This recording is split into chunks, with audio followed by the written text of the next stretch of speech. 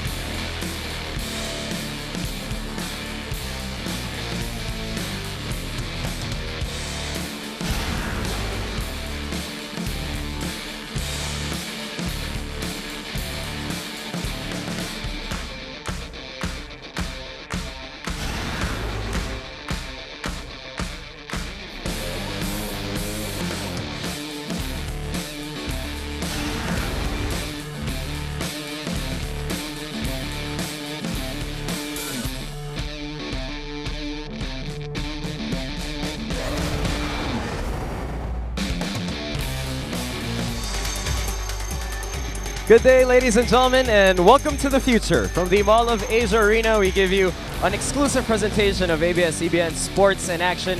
It is the finals of the Division 2 of the NBTC, where we will witness future household names, soon-to-be college superstars, the best high school players in the country. In Division 2, we will meet the two best teams heading into the national championship game, representing North Cavite St. Jude College, and all the way from Cagayan de Oro, Assumption Montessori School. Magandang araw po sa lahat ng ating basketball fans. Nico Ramos here with Marco Benitez. Marco B, always exciting for hoop heads like you and me whenever it's a high school national championship game, because even if this is a Division 2 match, we're going to see a lot of kids in this game who we're going to see very closely in the future in the NCAA and the UAAP. And you know, Nico, it's also great because for the kids like these, for the boys like this is their chance to showcase all their wares in front of national television, get to play in the middle of the Mall of Asia Arena. So this is going to be such a treat for them, and you can be sure they're going to leave their hearts out on the floor. And as you can see, we're going to discuss in a bit the format of this NBTC Division 2 Championship. They started out with about 627 teams, boiled down to about 64 teams, and then they were cut down in this NBTC, the National High School Championships, cut down to 16 teams, divided into 4 groups. Top team from each group after a single round robin went through to the semifinals, and then it was a crossover. It was a number 1 versus a number 4 type of matchup, and then these two teams played the semifinals yesterday, and they emerged victorious. St. Jude defeated Ateneo de Davao High School, whereas Assumption Montessori College defeated the defending champions, St. De La Salle Lipa. You take a look at the groupings there. St. Jude coming out of Group 1, and then Group 3 represented very well by CDO here by Assumption Montessori. Let's first talk about the guys who you cannot miss here inside the Mall of Asia Arena. They are brightly covered in neon green, and they're trying to play just as bright as that, talking, of course, about St. Jude. And, let's talk about the journey that they took. Marco, lucky for them, they have North Cavite on their chest, representing the region that they're from. And they played, of course, their regional qualifiers over there in Northern Cavite. And it's a little bit of a home court advantage for them here dahil hindi kalayuan ang Cavite dito sa Mall of Asia Arena. They are well supported here by their fans. That is true. They have the loudest fans. Judging from yesterday's action, they swept their group. They defeated Mandawi 90-59, defeated Kidapawan 59-41. Defeated Olongapo 96-69, and again defeated Ateneo de Davao yesterday in an up-tempo, fast-paced game, 84-65. Very impressive win for the boys of Coach Wilson Ang. Started out the fourth quarter on an 8-2 run, and then they forced Ateneo de Davao to 37 turnovers. So just to give you an idea of how hectic and how fast-paced that game was. The guys to watch out for here, Brian Limpangog, who also played in that All-Star game earlier, which will be broadcasted by Sports in Action. Brian Limpangog had 13 points, 9 rebounds, 7 steals in that semifinal matchup. And also we'll also be seeing Victor Buraga, Chris Gurtiza, also another All-Star, and Marian Mangolabnan, also 15 points and 3 rebounds for St. Jude yesterday. Marco, the nerves are a big thing for high school students to get to a stage like this. We've seen no such nerves from the St. Jude squad. They come in here, you talk about it, they play up-tempo, they play brash basketball, and a lot of it really showed in the scoreboards. They've been dominant so far here in the NBTCs. You talked about our NBTC All-Star Brian Limpangog. A lot is expected from him in this championship game. Our very own Ira Pablo, who's going to complete our broadcast team, sat down with him moments before this game started. Let's take a look at that. Marco, kasama ko ngayon ang isa sa mga top 5 players ng NBTC Division 2 pagdating sa assists and steals. Brian, ano naman ang maaasahan namin sa'yo dito sa finals? Maraming salamat po. Unang-una po sa lahat, maaasahan niyo po ako sa lahat. Gagawin ko ang lahat ng aking makakaya at higit sa lahat, sana po manalo kami. Maraming salamat, Brian. Balik sa inyo, Nico and Marco. He's a man of few words, but as you can see there, he's dunking in warm-ups. He's well ready, and he is as impressive as can be for a high school student. Lipat naman tayo sa kabilang banda, Marco, and let's talk about the guys who've taken quite a journey to get here, literally and figuratively. Representing Cagayan de Oro, Assumption Montessori School. They're going to be in white here in this matchup, and you take a look at their road to get here. If dominance was the name of the game for St. Jude, it was a lot of clutch, close, mature basketball played by Assumption Montessori. A lot of close calls on their path to the finals. That is correct, Nico. And even in their semifinal game against the defending champs, De La Salle Lipa, yesterday, it was a close game all throughout, and they won by just 4 points. They finished game 60-56 to oust the defending champions. But you talked about their road to the finals here, they defeated. But these guys also have a few key players in the game. Their front line are their key players. You can see a guy who does it all for them, number 15, Milo Hanao. Rome Mutya also does it for them. Romel Kalahat also plays hard for them. These are the guys that scored in double figures. Oh, actually, the only 3 guys to score in double figures yesterday against De La Salle Lipa. So a lot is going to be expected of them against a powerhouse team like St. Jude. You know, Marco, they say it's a tall task to go up against St. Jude with such an impressive record and an impressive margin of victory.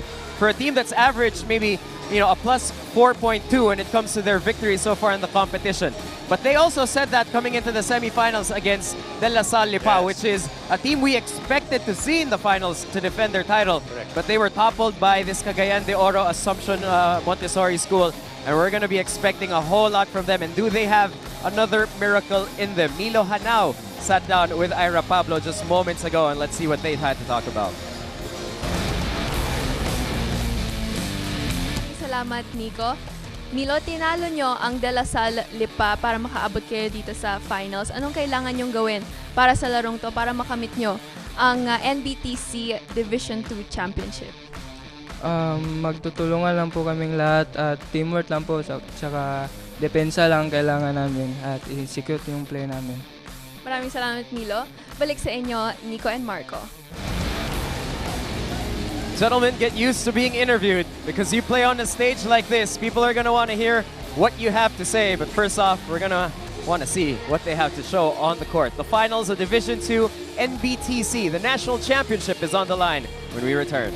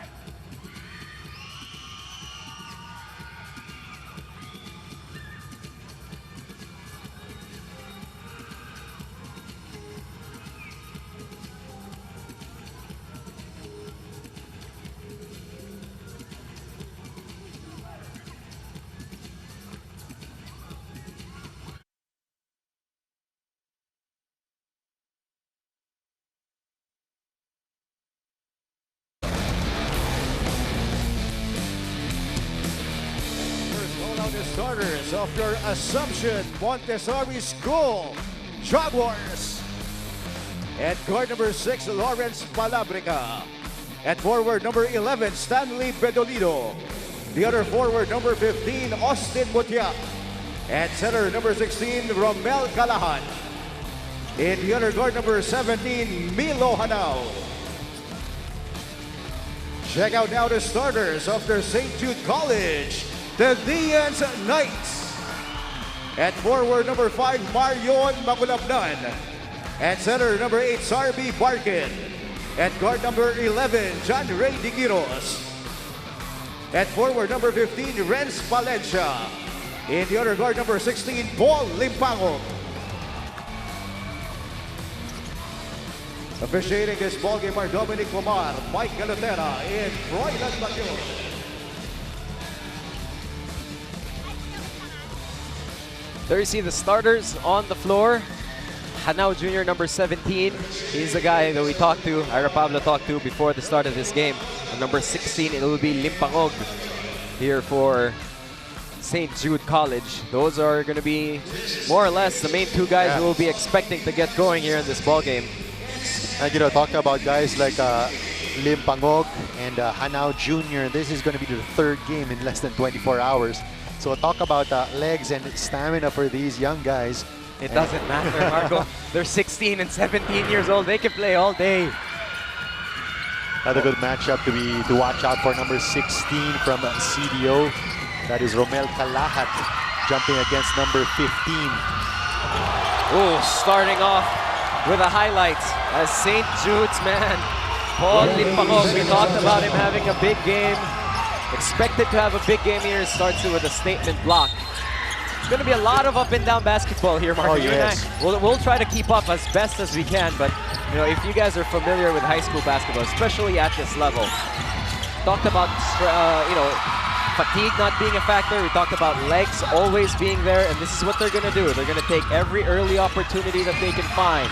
St. Jude overshooting that three. And Nico, the signature of this Brian Limpangog guy is that he is almost everywhere on the floor, even on defense, whether it's his man or not his man, he's helping out on defense. You can see him almost everywhere on the floor. Here he is. He'll take a three. That one often against the other side of the window as well. It will be Lawrence Palabrica who will set the table for CDO. First triple is good. That will be Stanley Bedolido who will knock it down from the outside for CDO. That's going to be another turnover here for St. Jude. There's a kick out. Another three on the way and make it back to back. And, you know, if the game plan of St. Jude is to press you the entire game, this is where CDO might have the advantage in terms of outside shooting. We talked about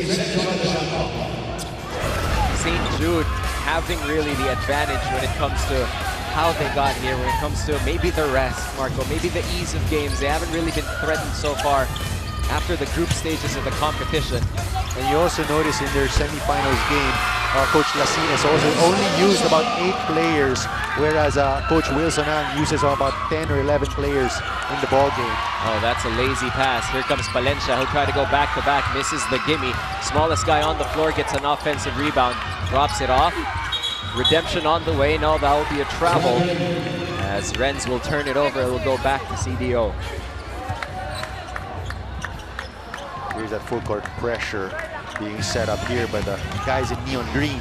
And Marco, this isn't a strategy for the meantime. This isn't this is a stop 40-minute thing. This is gonna be a whole game defensive strategy. And you're gonna see various types of schemes. They play a 1-3-1, they play a 2-2-1, half-court. Yun lang yung magbabago. Yep. But the pressure is always gonna be there. Let's go to Miss Ira Pablo, who will have more for us. Go ahead, Ira. Nico and Marco, nakausap ko ang dalawang head coaches, and for both teams, they both have undergone a year-long training program to prepare for this league. And for both of them, the NBTC is the most prestigious league that they participate in. According to Coach James Racines of Assumption Montessori, his players are playing with a lot of heart today because they're playing without the height advantage. But now that they're here in the finals, mas lalo daw silang nagpursige, and it made the players more competitive. Para naman kay Coach Wilson ang ng St. Jude, the NBTC caused a lot of buzz and interest back in Cavite. Bago na buo yung team, there were over 100 tryouts from different Cavite schools, at ikinatuwa ito ni Mayor Bernardo Parenes na maliban sa school, abala ang mga estudyante sa basketball. Now that they're here in the finals, sabi ni Coach Wilson sa kanila, it's all about how they will end their story. Kaya para sa kanila, no excuse na dapat ang laro nila. Nico and Marco? Thank you very much. We'll hear more from Ira as we go forward with the game. It's really difficult sometimes for high school students to understand the gravity of the game that you're playing in. A lot of the times you're focused on your performance, Marco. A lot of eyes are here for the first time playing in the Mall of Asia Arena. It's not every day that you play here. But I mean, to win a national championship at this level, it is once in a lifetime. And it is their ticket to bigger things. And you're talking about the coaches of each team. I was watching Coach Wilson yesterday. He's a no-nonsense type of coach, a disciplinarian, and make sure that his team follows his instructions almost to the letter. Renz Gabat will check into this ball game. Greg's going to be the first player off the pine. 2-3 zone here for St. Jude. CDO will go to the post. That's great defense. Oh, now there's going to be a foul though, as Marion Mangulapnan will be whistled for the first. And this is going to be a great matchup here. Mangulapnan versus Mutya. That is number 5 against number 15 for CDO. Assumption Montessori will take the first ceasefire in this ball game. They take their first time out. We'll be back with more.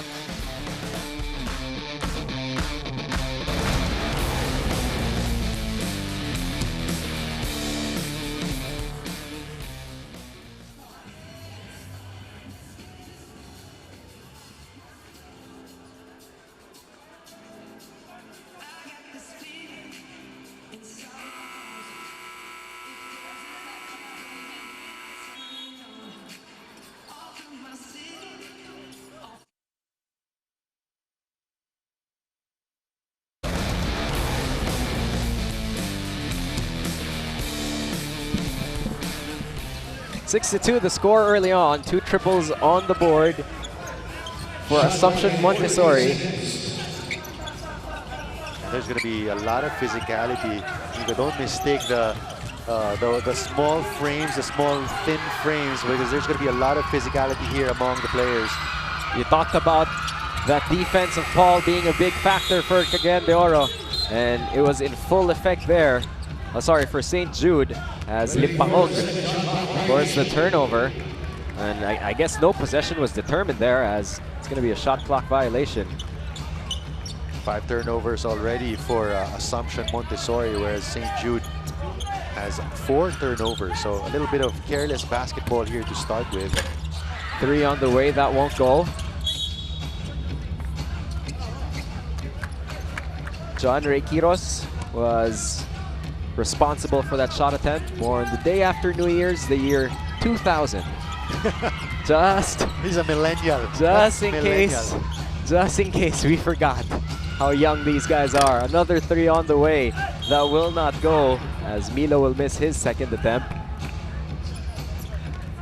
And there you see Paul Limpangog. He's involved. You're right, Marco. He's involved in a whole lot of things. He's whistled for the personal there. But whether it's on defense, whether if it's on offense, loose balls. And that is going to be his first personal foul. And I think it's a function of him being everywhere on the floor. Yesterday, he fouled out in that semi-final match of theirs. Not after really pouring on the statistics. Finished the game with 13 points, 9 rebounds, 4 assists, 7 steals. Kalahat will split his charities. He'll be given one more though for a lane violation. It's important for them to get Kalahat going. Scored 15 points in that big semi-final win over the defending champions De La Salle Lipa. Monster game for him, also on the glass. 15 points, 15 rebounds. So when you talk about Assumption Montessori, you pretty much have to talk about their big 3 of Milo Hanao, Rome Mutia, and Romel Kalahat. There's a strong drive, the kick. Hesitation on the extra pass, eventually goes back to Quiros. They swing it to the other side, 8 on their shot clock. They go to Paul. Paul will line up a corner 3, that'll be short for Limpangog. That's a shot you're going to want to give Limpangog the entire afternoon here if you're CDO. They're all over Hanao. Hanao gets rid of it, gets it over to the point guards, tapped out of bounds as Lawrence Palabrica will have another chance to set the table for them here. There's no bashfulness when it comes to Paul Limpangog reaching in. He's got 1 personal foul already early in this game. That's going to be another foul here for St. Jude. It's going to go on number 11. And you've had that experience, Mark, of coaching at this level, trying to make sure that that energy is regulated, trying to make sure that you're a little smarter. Smarter on the useless reach-ins, useless fouls. And I think Coach Wilson does that by constantly rotating his players. Right now, checking in is number 12, Menard Lorenzo. So it's pretty much Lorenzo and De Quiros who rotate at the point guard spot. The number guy to watch out for, Chris Kelly Gurtiza, number 10, has also checked in the ball game. He is their number 1 3-point shooter for St. Jude. Oh, what a rebound. The putback attempt will not go. But you see Rome Mutia there and what he can do. To the other side, fast break opportunity. Mutia met him upstairs. Big block by Rome. CDO on the fast break. Oh, there's a bobble. As ball will stay with the Jaguars. So far, it has been all CDO here. North Cavite unable to execute on offense. We got 1 field goal so far. Fast break, left-handed finish. That will be good. Finally on the board is Marion Mangulapnan. And this is one of their key strengths. Scored 21 points off of turnovers yesterday in the semi-final match. So you can be sure they're going to try to get that steal every opportunity. And now wants that basketball. He's got fresh legs on him. Another good matchup here between 2 lanky shooters. Gurtiza all over him, force Hanao to miss. Here comes St. Jude on the run again. There's the spin, there's the lay-in, that's good. Highlight from Menard Lorenzo. He gets a crowd up here, and you can see almost a majority Cavite crowd here for St. Jude. It's less than an hour of a drive, Marco, if you leave at the right time. As that's going to be an offensive foul, and you know, we're seeing the Tadeans more and more get a little bit more of a momentum here. Getting into their rhythm. And they draw their rhythm and their strength from their fast breaks, from their transition game, off of turnovers. We talked about their pace at the top of the broadcast. Starting to push that leather a little more. 16-footer up. That one back rim. Oh, big rebound. Here comes CDO splitting the defense. And that will be almost a highlight. That's a sorry finish there from Mutya. Kelly drops it off. Oh, great look. That's going to be a foul. That'll send Victor Buraga to the line for 2. And you know, Cavite also a very unselfish squad, like to move the ball around from side to side. That time, nifty drop pass to number 17. That is Victor Buraga, who scored 18 points yesterday.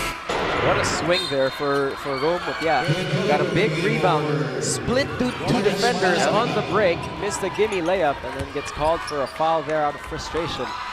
But, you know, Marco, there are a lot of coaches here, a lot of scouts, a lot of team officials with colleges and universities at the next level. Maybe seeing these guys for the first time this week. And you take a look at the Rome and in a play like that, he plays the big man position here. You know that when he goes up to that high level, collegiate level, big. He's going to have to play a little bit more of a 3, and you know, a play like that kind of gives you a little bit of a glimmer. He's got some handles. He's got a little bit of hand time, has good footwork. You see the coaching staff here of Assumption Montessori. We talked about this pressure of St. Jude. It's always going to be a press all game long, but they bring it up all the way full court now. This time it's a full court 2-2-1. They force the big man to dribble, and once again, Rome gets through fairly easily. It's tapped out of bounds. And what CDO has to be careful of are those taps from behind, those quick hands of St. Jude. And they're being forced baseline. Yeah. Marco, and you know, if you're the defense, if you're trapping, that's where you want these players to go. Because you're going to use that baseline or that sideline as an extra defender. Here's another steal. Here come the Thaddeans. Drops it off. Oh, that's another highlights. And you see the unselfishness there, but quick comeback here from CDO. Lorenzo scores on one side, Mutya scores on the other. We told you it was going to be a fast game. Keep your eyes open. That's a quick retaliation. Here's that play that they like to run against a zone, a ball screen on the wing. Gets you that open 15-footer, but Kelly will miss. Here comes Milo. Oh, great move. Lots of patience there and gets that layup to drop in. This is one of those guys that has a bright future ahead of him because of his outside shooting, because of his length, because of his ability to put the ball on the floor. You know, Marco, I remember having this conversation with you doing a UAAP game, and we talked about the difference between UAP rookies and vets. Not only is it the development of the body, but the game kind of slows down a little bit. I played high school basketball. It was always so fast for me. I was never really that good. But for some of these guys, and you take a look at Milo on that fast break play, how he's able to compose himself, how that game seems like it's a little bit of a slower pace to it. And you know, I think it comes with maturity, with better awareness of not only where your teammates are, but also where the defenders are on the floor. So you're able to react quicker, and that is, I guess, what differentiates you high school players from those that make it to the next level. Rome will miss. Kelly on the run, gets it to the corner. Baseline drive. They kick it out. Oh, well read there by CDO. And although St. Jude likes to force turnovers, they themselves have the tendency to commit a lot of turnovers. They also had 37 turnovers and gave up about 20 points off turnovers to Ateneo de Davao yesterday. And now splits the defense, gets through. And the first thing you see here, if you look at Hanao, those nifty handles that he displayed on that sequence, including about 3 defenders. They're willing to send an extra defender his way. He's willing to go past them, no problem. That is what St. Jude's defense relies on, that blind side trapper, throwing defenders at you from the weak side, forcing you to make that hurried or careless pass. Well, speaking of careless, Milo getting a little greedy there. Tried to lob it up to his partner in crime in Rome with Have to do it from the baseline this time. Rome, a little too strong. One more possession here for CDO. Their shot clock did not reset though, won't matter as there's a turnover. Buraga gets it across. Lorenzo. See that ball screen once again. They're going to swing it to the other wing. Ooh, nice drop pass idea there for Lorenzo. Big man was not ready for it as Buraga unable to receive. If you're CDO, Marco, you're happy about this pace. You've got a 4-point lead, that's not much. But you're stopping St. Jude from having that high-octane volume offense. And as long as you can prevent them from getting points in transition, that's a big advantage for you. A couple of stretches for North Cavite, able to go up and down really quick, get a couple of transition looks. After that, CDO taking care of that ball a little bit more. And you notice also how CDO is trying to deliberately attack the inside of the paint against St. Jude. They're focusing mainly on shots inside the paint where they have the advantage in number 16, that is Romel Calahat, and Rome Mutya, number 15. Talked about Calahat earlier, getting his rhythm from that free throw line. Made the first on this trip. Second one is up and through. James Martinez. He'll rest his guys here inside the final minute. Up to the big three for CDO, so he leaves Rome Mutya on the floor for a little bit of semblance of strength inside the paint. They try to go inside. Oh, that's a crowded pass. Another turnover for St. Jude. Ball's with Mutya. Mutya drives in. That's a lot of contact. He'll take 2 free throws. And this guy Mutya not afraid to absorb the contact. Reminds you a little bit of Jude Fajardo. The way he looks. Not the height, of course. Well, Ray Evangelista Jr. just picked up his second foul, talking about Ball Limpangog. We'll take a break, come back with more.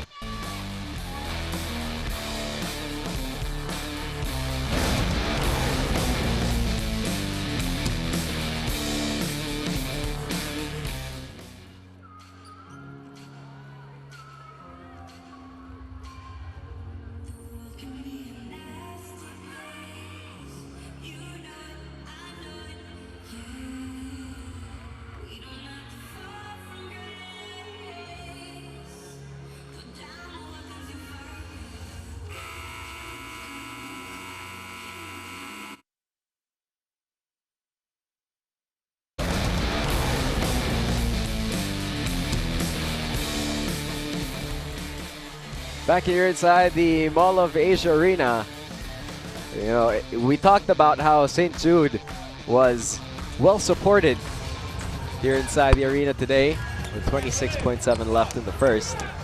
They have one of the noisiest, one of the wildest crowds here in the NBTC. Meanwhile, CDO getting their points from the charity stripe, 6 out of 6 from the line so far. And if they can keep this a low-scoring outing, that is going to be to their advantage. Assumption doubling up here on St. Jude, 16-8 to round out the end of the first. Notice also, Nico, how they are sticking to that 2-3 zone of theirs, not expending a lot of energy trying to preserve their main guys. We talked about how they use just an 8-man rotation here. They haven't been burned, Marco. They're daring St. Jude to shoot from the outside. Well, if yesterday's game was any indication, St. Jude just shot 2 out of 10 from the three-point area, so they're not really known as a good three-point shooting team.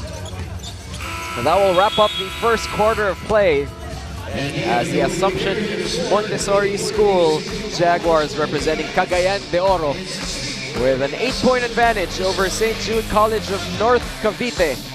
We talked about St. Jude having a high-octane offense. They got off to an impressive defensive start with that big block, but after that, CDO finding the range. They got themselves going, hitting from the outside, and they've controlled the tempo since. St. Jude's bench came in, tried to spark some life into the Thaddeans, but the Jaguars just a little too composed so far in the first 10 minutes of play. We'll come back with more of the national finals when we return.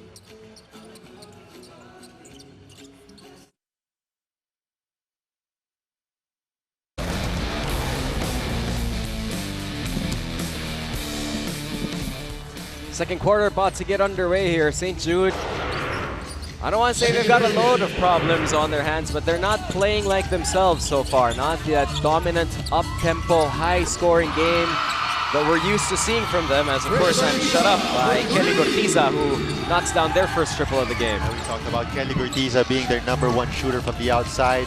Introduces himself into the picture here. First three-pointer of the game for St. Jude. Wahing with a big block. Gets St. Jude running. They turn it over though. Try to do a fancy behind the back pass there. Oh, strong layup. That will go. Mark Lim makes his entrance felt. And as long as St. Jude cannot force CDO into a lot of turnovers, it's going to be a difficult time for them. Oh, back-to-back triples this time for St. Jude as John De Quiros goes for that second three after the triple converted by Kelly. There's going to be a backcourt violation here as it got complicated there in the middle. And, you know, if there's one thing about this St. Jude team, it's that they can put points on the board in bunches. 18-14 our score. Cagayan de Oro with possession. That's a nice cross. That's a nice move. Cannot be completed though as Christian Hossein is unable to get the finish. Here's Kelly, he won't be shy. That one wide left. Here come the Jaguars on the run. A 3-on-2 break. Floaters up, won't go. Offensive rebound to the other side. Another big block. How big has Marjun Wahing been? Long three on the way. That one off to the right as St. Jude will take over possession. St. Jude trying to push the ball up the floor, trying to dictate the tempo of this ball game. De Quiros now with it. Underneath they go. That one won't drop. It's been a tough afternoon so far for Victor Boraga. Led the way for them in the semis with 18 points. Here's Mutya with the layup. That's just a great athletic move there from Mutya, elevating over the defender.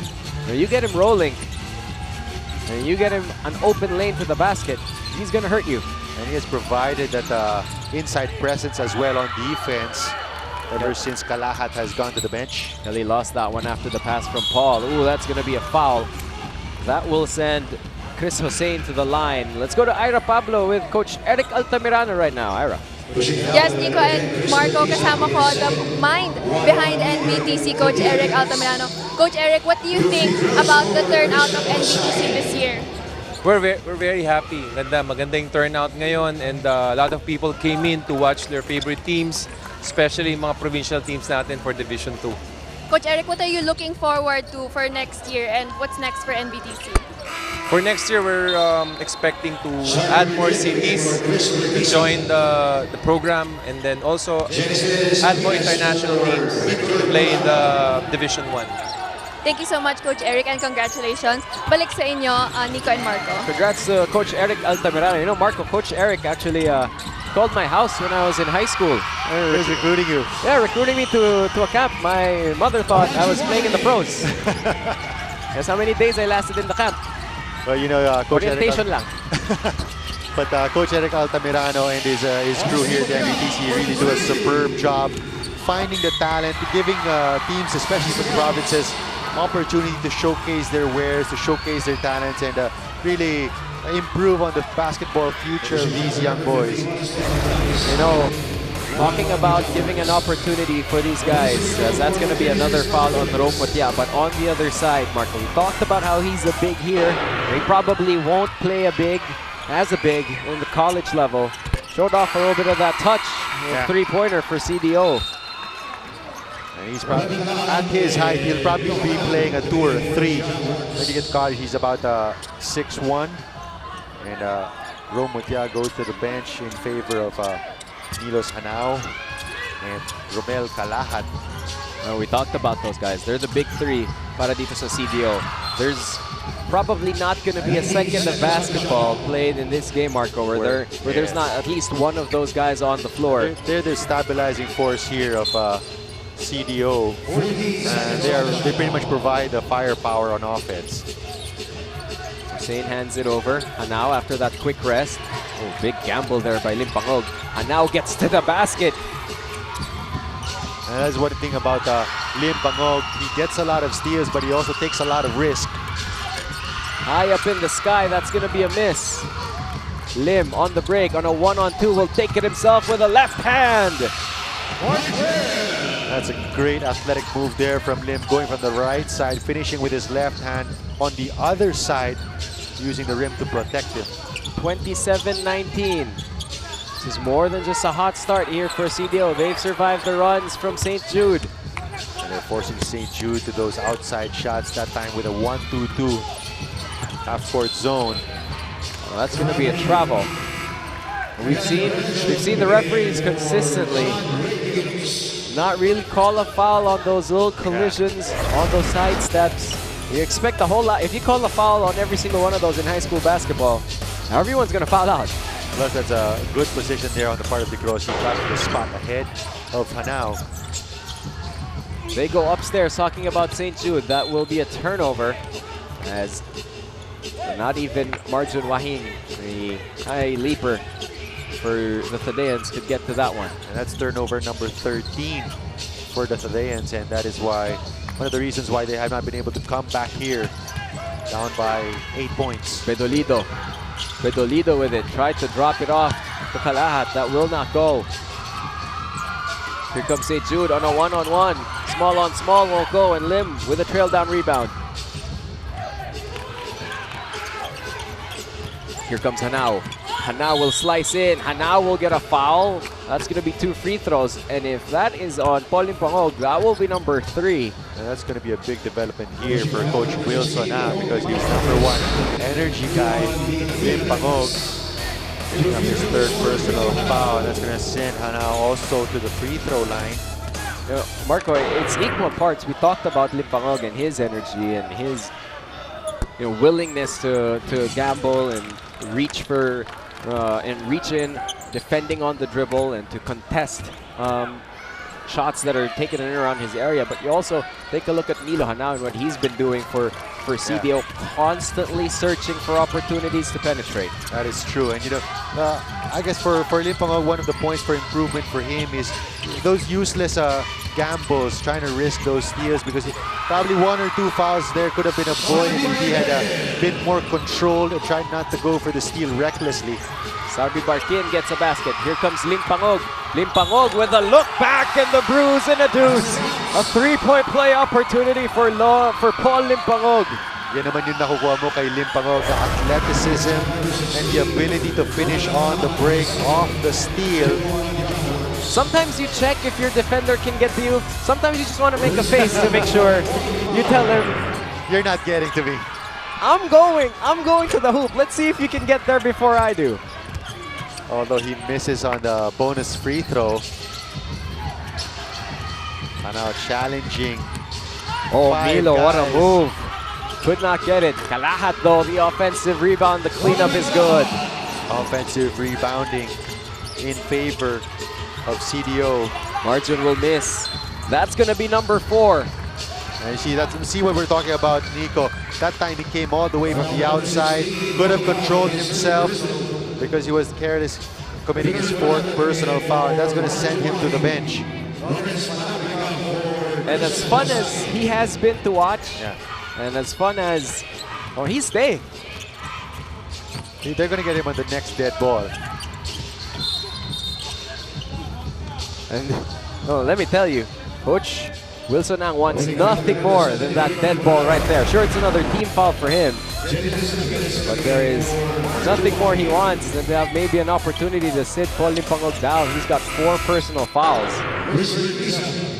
I think that's one of the things that he's going to learn as he matures as a player. Be more in control, use that energy more wisely, avoid those careless fouls, because that's going to keep him on the bench. I was about to say, as exciting as he's been to watch in this game, it's gonna be a while before we see him back on the floor. Another miss by Milo. Here comes St. Jude. They tried to drop it off. Buraga will lose it. That's gonna be turnover number 14, if I'm not mistaken. Lim with the leather.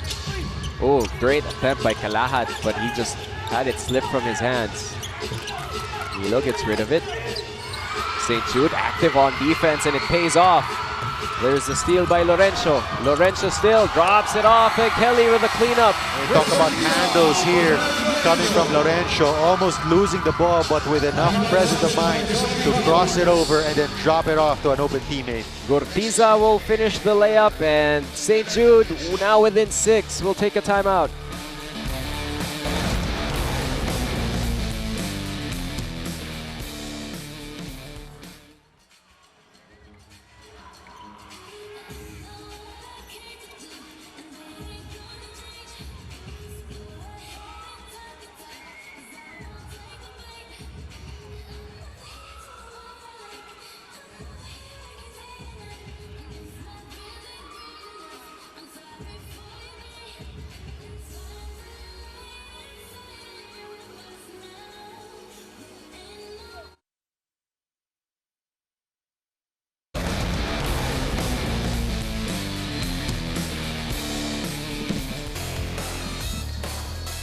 Talk about the highlights, talk about the handles.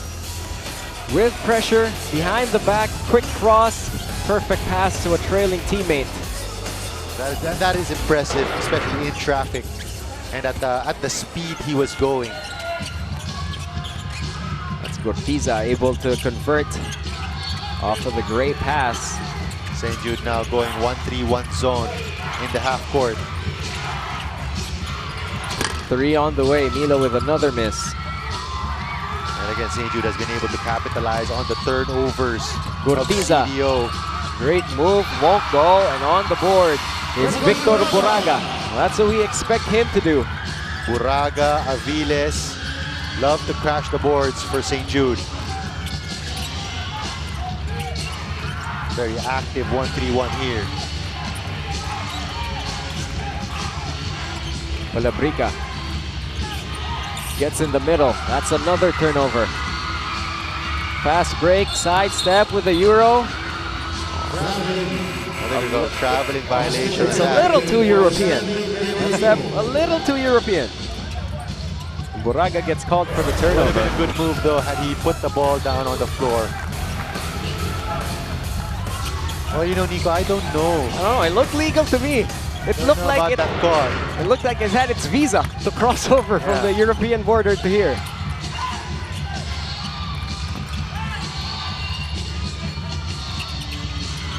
Lim with a jumper. He's had success attacking the basket and finishing on the open court. Can't get that one to go. And you know, if turnovers are the calling card of St. Jude, for CDO, it's been offensive rebounding. Second chance opportunity, 5 second chance points for CDO already. Milo now stops the bleeding from them. Before them gets a much-needed three-pointer, as that will be a quick 2 points for Genesis Aviles. And Coach James Racines not pleased. Nobody was aware of the St. Jude player under the basket. Here's Lim attacking that zone. Last second pass. That will not go for Mutya. Kalahat. And Kalahat once again around the basket gets success. Again, getting those 50-50 balls. Oh, great look inside. Buraga absorbs the contact. He'll take 2. And I'm also impressed with the way St. Jude has been able to find that open teammate under the basket. That time, good pass to the open Buraga. What do you think about Buraga as well, Nico? He has good hands. That wasn't an easy catch, especially off a no-look pass. 36-30. CDO still ahead, but you can feel that it's a different kind of game we're playing now, with St. Jude getting more transition opportunities, forcing more turnovers. That's true. You can feel the momentum starting to shift the way of St. Jude. They go to a half-court press. 1-2-2 being employed here by the Thudeans. Milo left open for another 3. That one off to the left. It seems like even with Hanao being the best, best shooter probably we'll see in this game, St. Jude's willing to live with it a little bit. Yeah. Willing to let him fire. 4 of 7 from the three-point area is CDO. Oh, Palabrica with a quick pull-up. That won't go. Here's Gurdiza. Another three on the way. That one will be short. That was an air ball from Barkin. Mutya will take it coast to coast. He'll lose it. Kelly with the ball. Kelly on a 3-on-2. What will he do? Drops it off. And Buraga with a easy layup after another great find from Chris Kelly Gurtiza. And this is the reason why he was the top scorer for St. Jude, because as a big man, loves to run the floor, and with that wide body of his, very difficult to stop once he gets up in the air. And Marco, if you're watching this game as a scout, if you're watching this game as a potential coach, you're watching Chris Kelly Gurtiza. Started this game off the bench, playing that 3 position. He's now running point for St. Jude. That's true. So he's a much bigger point guard than either De Quiros or Laurencio. Plus, he's also playing good defense at the top of the key, at the top of that 1-3-1. So as a scout, you're looking on players who can play both ends of the floor, and Gurtiza, one of them. Here's a steal, as that will round out the quarter, as Milo will not have enough time, as now will have the clock expire on him. CDO still leading here at the half against a St. Jude team that is rushing and huffing and puffing, hot on their tails. It's a different quarter, so it seems, for the Tadeans, as they've found their rhythm. Able to get stops, able to get out on the break. CDO doing just enough, though, to stay ahead still after 20 minutes of action here in the Division II National Finals of the NBTC. You have Assumption Montessori School representing Cagayan de Oro 36, St. Jude College of North Cavite 33. We'll come back with the numbers after a short break.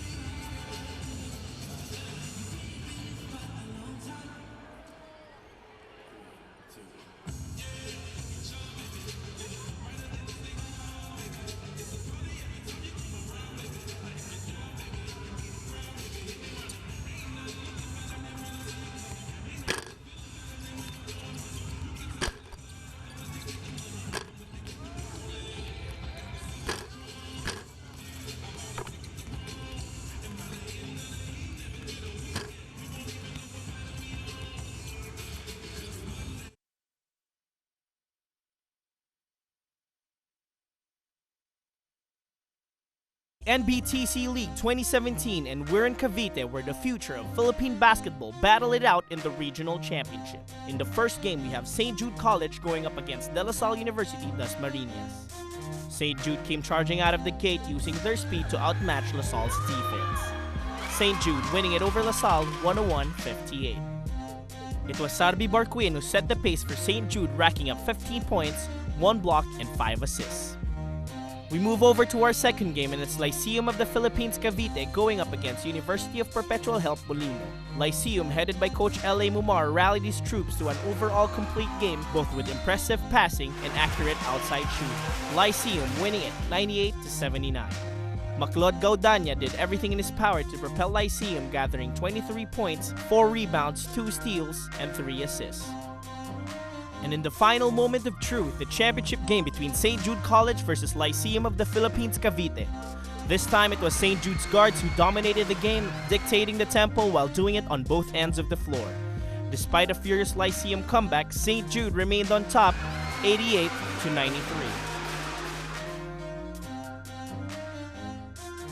This time it was John Ray De Caros's speed that propelled his team to victory, dazzling his opponents with 11 points, 3 steals, and 3 assists. St. Jude moves on to the Nationals at the Mall of Asia Arena to face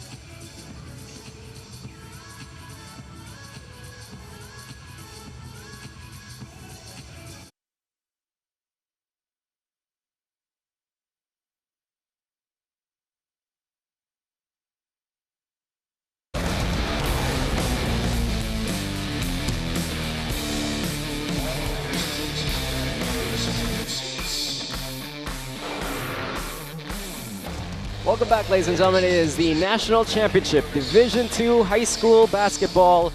The NBTC title is being contested by North Cavite's St. Jude College Tadians and Cagayan de Oro's Assumption Montessori School Jaguars. As of halftime, the Jaguars lead 36-33 against the St. Jude Tadians of Cavite. Nico Ramos here with Marco Benitez as we take a look at the numbers story. And you know, Nico, talking about the tale of 2 quarters, St. Jude really turning things around from scoring just 8 points in the first quarter. They outscored CDO 23-20 in that second quarter. Field goal percentage going the way of St. Jude, 47% to 32%. But free throw wise, still perfect from the line are the Jaguars as compared to the Thaddeans, 3 out of 6. Rebounding has been the strength of the Jaguars, 27 to 14. They have 13 offensive rebounds, 72 advantage in terms of second chance points, but bench points in favor of St. Jude, and that is because Buraga, Gurtiza, Aviles, and Lorenzo have all come off the bench,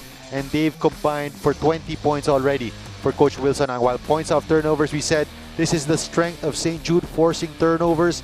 They've forced Cavite, or they forced CDO to 17 turnovers, and they've scored 13 points, whereas CDO has only scored 5 points off of turnovers. Well, the Thaddeans had themselves a second quarter more characteristic, so to speak, to their style of basketball, the style of basketball they've displayed from the group stages to the playoffs, all the way to that big semifinal win for them.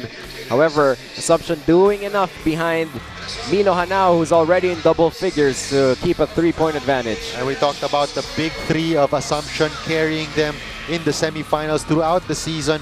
And right now they are doing their job. 10 points for Hanao, 9 for Mutya, 8 for Romel Kalahap. While for St. Jude, it has been Buraga, Aviles, their two big men, and their shooter in Gortiza, who is also playing that point guard spot and the top of that 1-3-1 zone. So the big names for each team stepping up here in the final game. Well, the big name for St. Jude is Paul Limpangog. Talked to him before the game. He's got 4 fouls already. It's going to be a while before we see him again. But the third quarter of the Division II National Finals here in the NBTC, we'll have it for you once we return.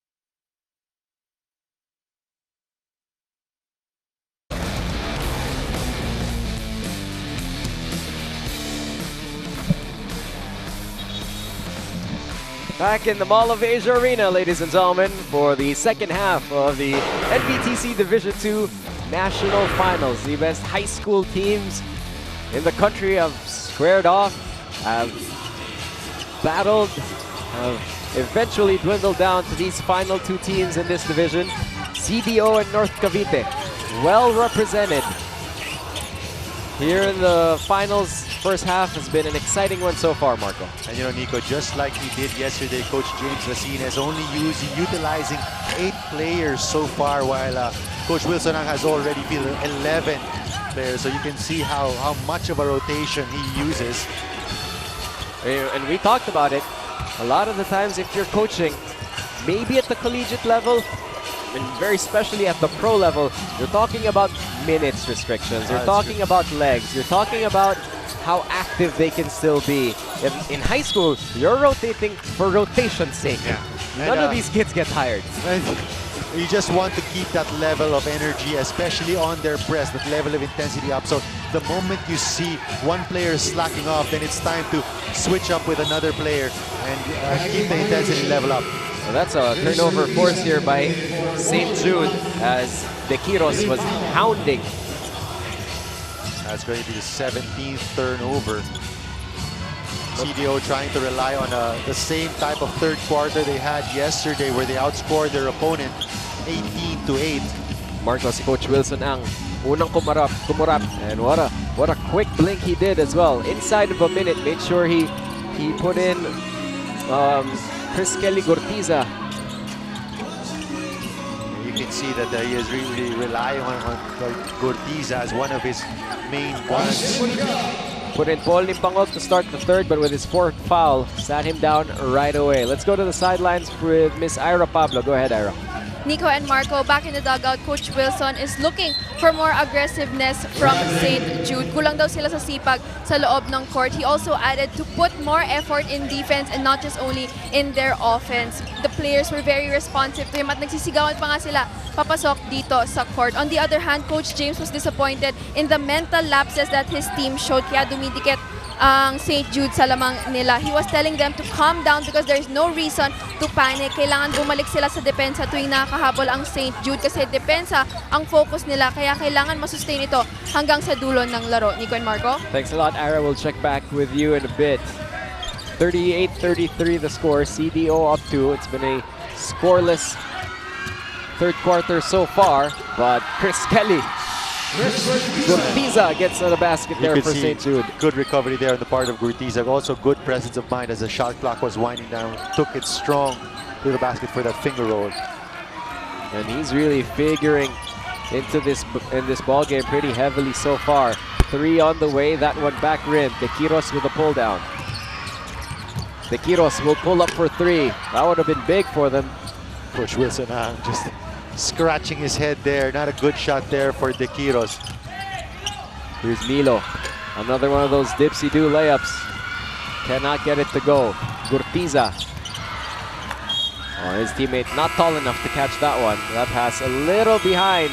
Etong si De Quiros. There is the look of a coach whose team has just committed another turnover. 7:04, we'll be back with more.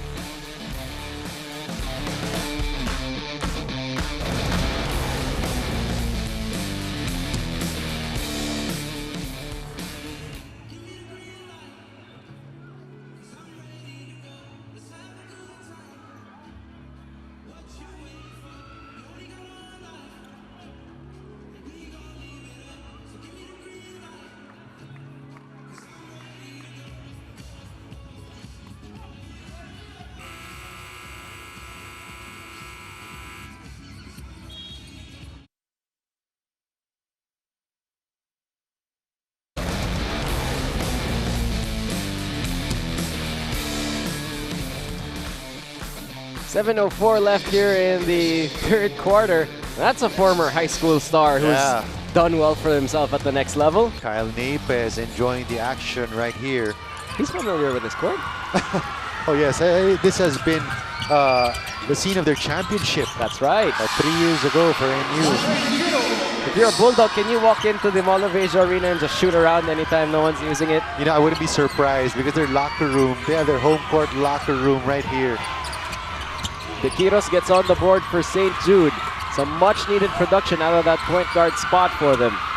There's another stop. Here's Gortiza to De Quiros. De Quiros, stop, pop, pull up. That's the skill you're going to need if you want to play that point guard spot at the next level, Marco. That's a better shot for De Quiros. Got it in transition, in rhythm, and right within his range. St. Jude now with the advantage, 39-38.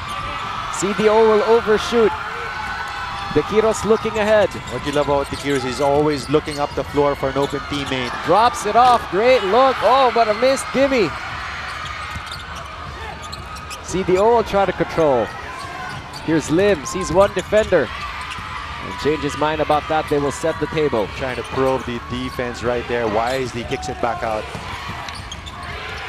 Inside they go, and Kalahat will get that one to drop. And what you like about that move from Romel Kalahat was he did not put the ball down anymore. Saw he had a smaller defender, kept the ball up, preventing the swipe. Easy 2 points plus the foul. Bedolido also had a nice little 12-footer there as a jumper if he wanted it. Went to the higher percentage shot. That is the 10th point of Kalahat.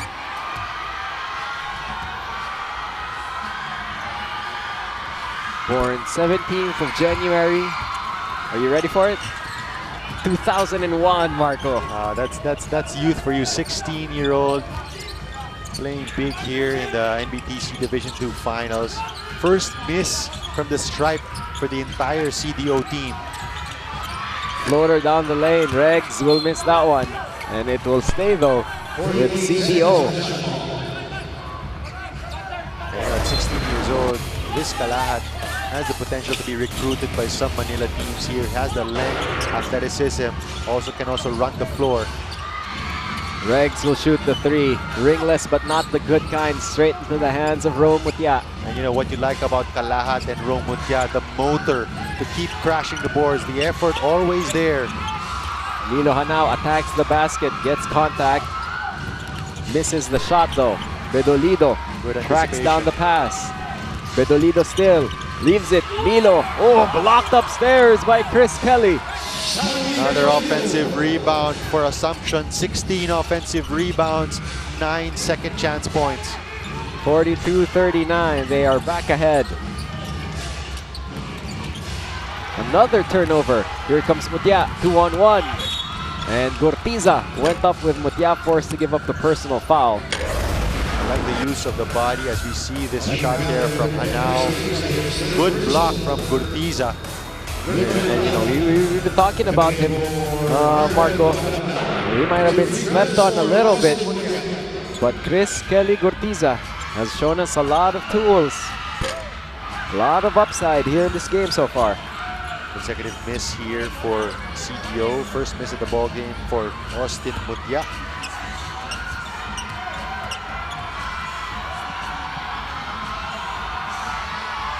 The second one is up and back rimmed. 3-point advantage for the Jaguars. 2-3 zone for the white shirts. De Quiros gets it over to Regs. Back to De Quiros. Gabat has it again. Gabat drives baseline straight into Mutya, kicks it out. That's going to be a nice open look, but Chris Kelly drives inside and Gortiza will miss. Another board for Romel Kalahat. That is his 11th rebound. Bedolido once again finds Kalahat. You love the familiarity between the big men of CDO. That time Bedolido already had the shot, but opted for a higher percentage from Romel Kalahat. Gortiza surveying that zone. Ball going side to side so far here for St. Jude. Gortiza inside, drops it off. Gabat will not drop. And Lim will take it down. And the interior defense of Assumption has held their own.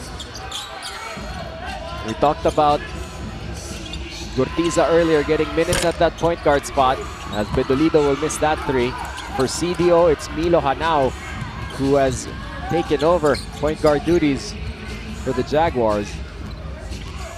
And you'd like to see that, Marco, because when they go up to that next level, you're going to see these guys play that position. As you see Hanao with the takeaway, left-handed finish as he goes coast to coast. What you like about Hanao also with the quick hands there, getting the steal and the easy 2 points on the other end. Against a good ball handler, much It's a smaller than ball him. handler, yep. Oh, that's going to be an offensive foul. Avila is going to be called for that one. Easy call for the referees to make. Kalahat getting it in the face. We take a look at this swipe. You know, it's easy Milo to Hanao. swipe against a taller player, but to swipe against a smaller player who has a lower center of gravity. There's that elbow coming from Aviles. Vidolido all alone on the other side. That's one way to break the press. Hanao will set the table here for Jaguars. 15-year-old Milo Hanao. A lot of potential here. And this kid from CDO. That's going to be another foul for St. Jude. That it's going to go against Lorenzo. Next foul is going to send CDO to the free throw line. They have a 7-point advantage. Cavite led 39-38. But that was before CDO was able to come up with this run, as Kalahat with an athletic attempt at that shot. He'll fetch the foul on Gortiza. And what you like about Kalahat and Mutia, always with a nose for where that ball is. That time air ball already. Look at the smarts there, Marco. He heard the whistle, and then that's when he tried what looked like an absurd shot, but then it was because he heard the whistle and got 2 free throws out of it. Except he misses the first charity.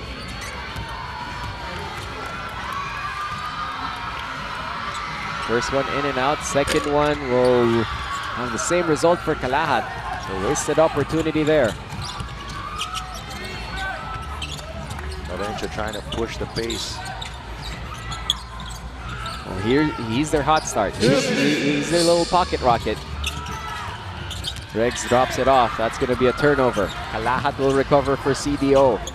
Another turnover here for St. Jude. Just shooting themselves in the foot. Very clear directive here. As anytime CDO does not have an obvious fast break opportunity, and now Slowing the game down, yeah. will walk over, if not sprint to that basketball and walk it up and be methodical with it. That's another useless foul there on the part of Laurencio. 7-point advantage for the CDO Assumption Montessori Jaguars. We'll take a break with 1:41 left here in the third.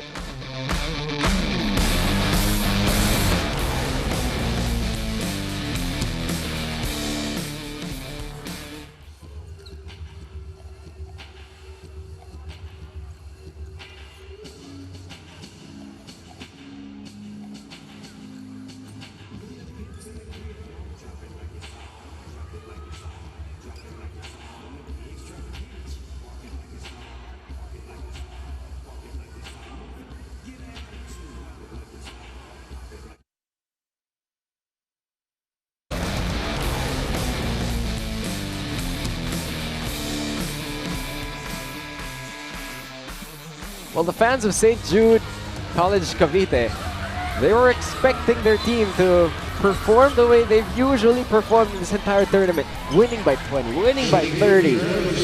They're in a dogfight in this one as they're down 7 against Assumption Montessori School from Cagayan de Oro.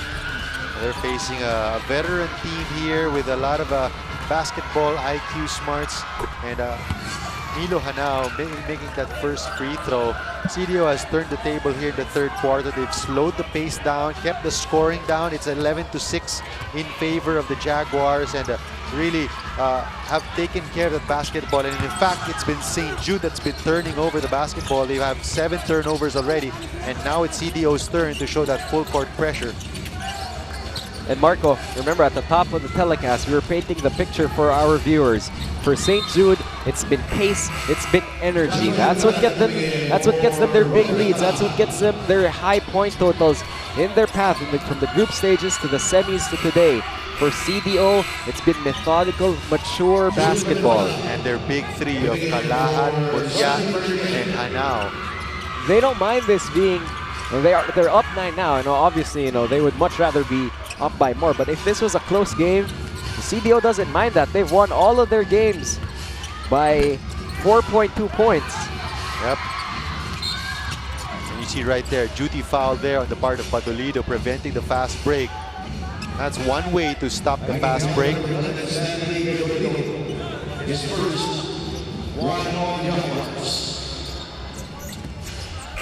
Minute 15 left here in the third. First and third quarter so far belong to the Jaguars. That second quarter is something that St. Jude is a little happier with. They were able to end that quarter only down 3, as this might help.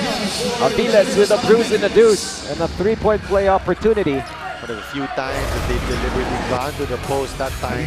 First touch for Aviles on the post up, takes advantage of the mismatch. James Racines, the head coach of the CDO team, doesn't usually go to his bench. He goes to John Lloyd Pagara, who, by the way, Marco, in case you did not know, is one of 2 John Lloyds in this game, and they're not on the same team.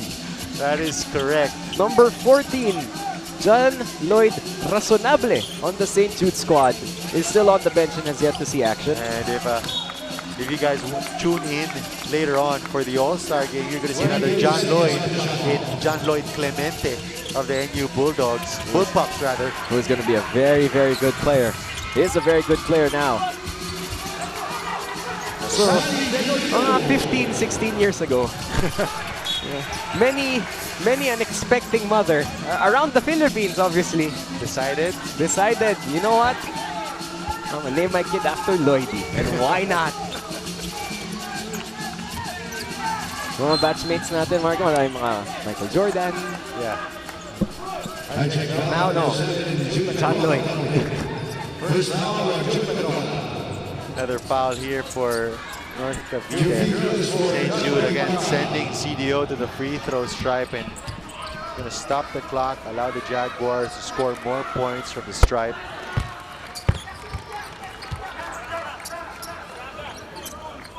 "25 turnovers already for St. Jude."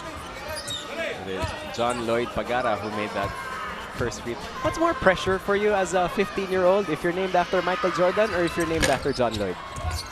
Mahirap ata yun eh. Parang mapapaisip ako. Yung Michael Jordan, kaya mo i-develop yung skill eh. Yung pagka-John Lloyd. Yung pagka-John Lloyd. Medyo at birth na yun eh. Well, that's gonna be 2 points for St. Jude here as they try and inch closer. Buraga, he's their bruiser inside. Gets 2 points to go there. But yeah, trying to break the press on his own. Gets rid of it. Lim underneath. Went to the reverse. Cannot get it to drop. Last possession time for St. Jude as a foul is given up. That will be the 13th foul for CDO. So he had fouls to give. That's a good stop there. Put a halt to the action. 7.9 left. And Coach Wilson now saying these 2 point guards, if they can convert here, they can shift momentum their way going to the fourth quarter. 2 seconds left. 1 second left. De Quiros with a long 3 had good line, but overshot it as it back rimmed. CDO getting a little bit more of their bearings under them here in the third period. St. Jude started off the quarter seeming to finally take over, able to take a 39-38 advantage. But since then, it has been a 13-4 run to close out the third quarter for the CDO Jaguars, as they now lead this game by 8 points and are quite possibly 10 minutes away and an 8-point lead to protect away from a Division II National Championship. The final period of the NBTC when we return.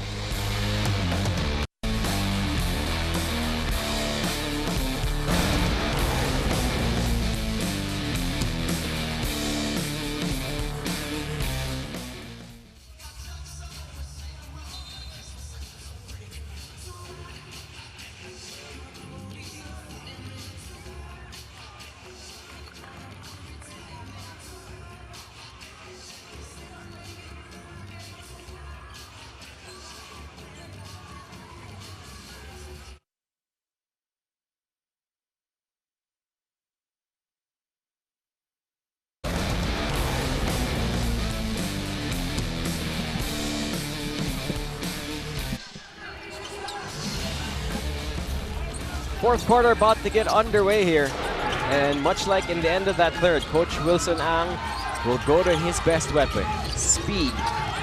He's put in the Quiros and the other point guard, Lorenzo, on the floor together here. Smaller lineup for St. Jude. Let's see if CDO can take advantage in that third quarter. St. Jude committing 9 turnovers.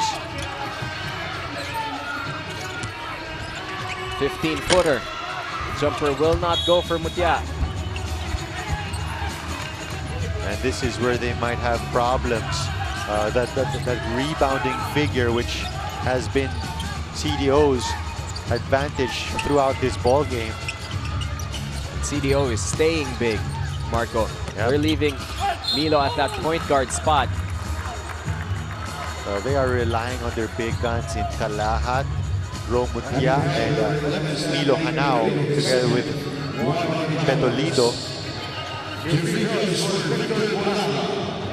Mark Lin, the fifth guy there for CDO, and he's shown an ability to finish at the basket on the open court. First one up and through for Victor Buraga. Leading all scorers for Cavite right now with 9 points in the game, while for CDO it's Hanao, Kalahat, and Mutya with 14, 12, and 11 respectively. Let's go to Ira Pablo from the sidelines. Go ahead, Ira. Nico and Marco, pinagmamalaki talaga ni Coach James ang Assumption Montessori because they showed how much hard work they put in to make it this far, even though he only has 3 graduating students and he considers his team young. Their competitiveness was always there. Nakausap ko kanina si Milo Hanao, and he's one of the graduating students in Assumption Montessori, and he said he started playing since he was 8 years old. Noong nakapanood daw siya ng basketball sa TV, doon siya naging interesado maglaro. Looking ahead, he has no plans for college, pero kung makakapili daw siya, gusto niyang maglaro para sa National University. Nico and Marco? 53-46. Wow, that's a good choice. Sinabi mo ba yun, Ira, dahil sa loyalty mo?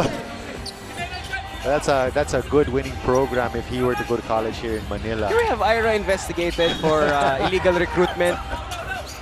We are mid-game, Miss Pablo. Na-recruit na. We are mid-game. He would be a good addition, especially Coach Mike Karin now at the helm of the National University Bulldogs. Here's Lorenzo, leaving it behind. Small guy to small guy. They get up rules and a deuce, a three-point play opportunity. Maliit man, Marco. Nakakapuwing pa rin. And precisely why Coach Wilson inserted his 2-point guards to speed the ball game up. Lorenzo giving it up for his partner in crime, De Quiros. Kalahat had the height advantage, but against 2 small guys, they can get tricky. Just a 2-possession game right here. Mutya to the basket. And that's how you finish against a smaller front line.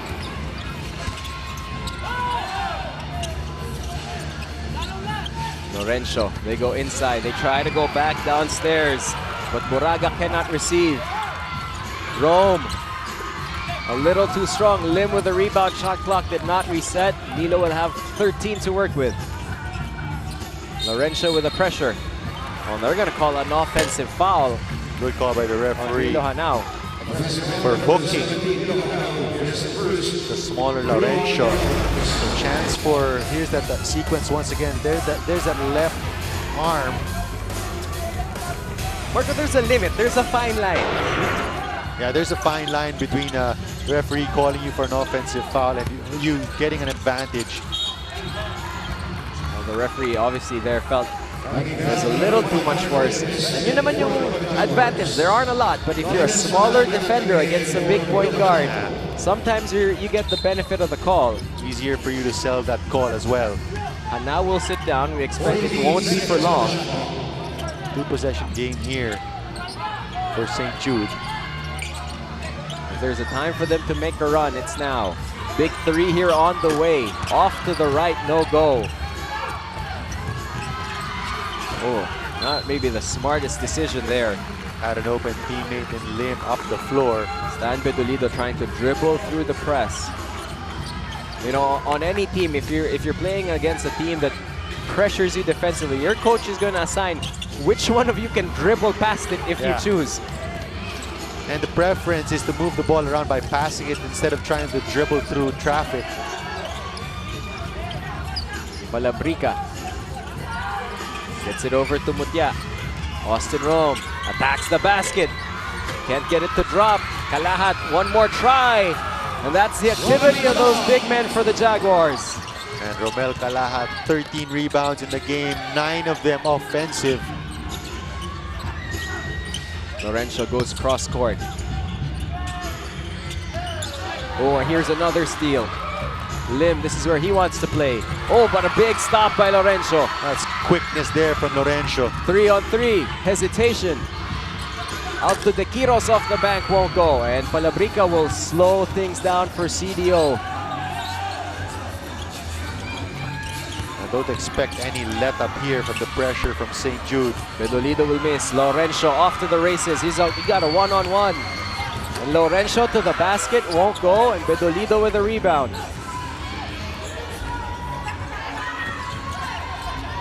Well, we have not seen Paul Limpango get up off that bench up until now. He's got those 4 fouls. Sat out the entire third. And one factor here would be how cold he'll be from the bench, because he's sat out almost the entire second quarter and the third quarter. Lalo na, Marco, we mentioned na naturally medyo nagigil etong si Paul. That's how he got those 4 fouls. And now that he's sat out, now that his team is down by 8, Mas gigil. he's gonna have to be careful, but he's the energy that this team needs. They're going to send in their main guns back on the floor. Number 10, that is Kelly Gurtiza and Sari Martin.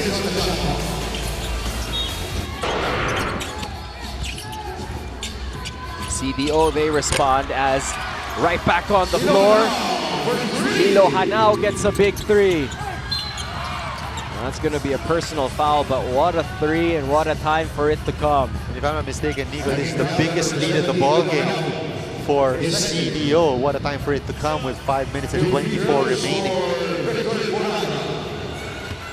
This crowd has been anxious, has been quiet for the most part. They're looking for reasons to cheer for this Cavite team as you take a look at Roldan Sara. Former San Pedro Red Lion. Moraga makes the second free throw. It's a 10-point game. Oh, there's a big steal, but Lorenzo can't get the gimme. Big opportunity thrown away there by St. Jude. Here comes Mutya against defense. And he will head to the line for 2 if this is on Limpangog. It is not.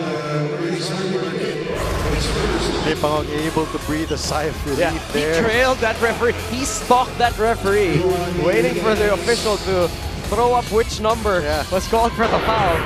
Finally, when he signaled number 8, nakalayo na to si Limpangog. I've never seen a teenager more nervous in my life.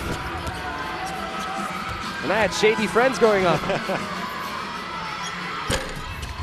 In and out for Mutya, an 11-point game. Gut check time here for St. Jude. Do they have what it takes? A dominant run for them heading into the finals of the NBTC. Now trailing by double figures with less than half a quarter to go. And the turnover puts them on the defensive side of the ball. Turnover number 29 for St. Jude. So just too big a number. Lorenzo gets another stop. Can he get this layup to go? Mas gusto yung mahirap, Marco. Oh, that time going for the reverse to protect the ball. There's that full court pressure. Relentless full court pressure here. Kalahat will have it. There's not a lot of time left for CDO. They turn it over. Here's Chris Kelly. And Gurtiza gets another layup. And just like that, the crowd in the Mall of Asia Arena starting to wake up as their team trailing only by 7 with a lot of time left. 4:24 here to go in the fourth.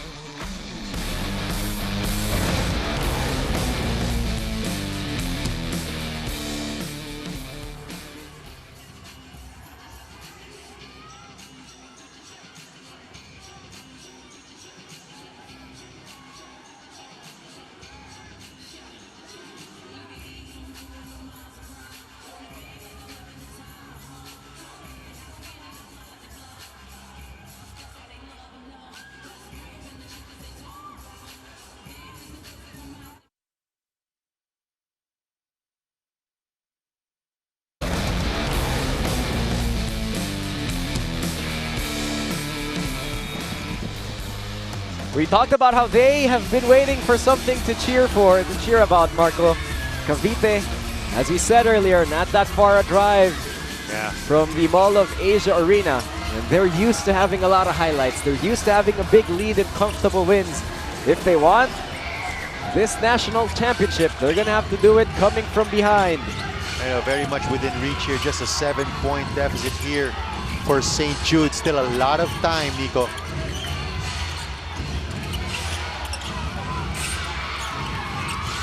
CDO underneath. Kalahat. Great finish around the basket. That's a great backdoor cut there, but easy 2 points on the other end. Not fast enough to get back on the Jaguars.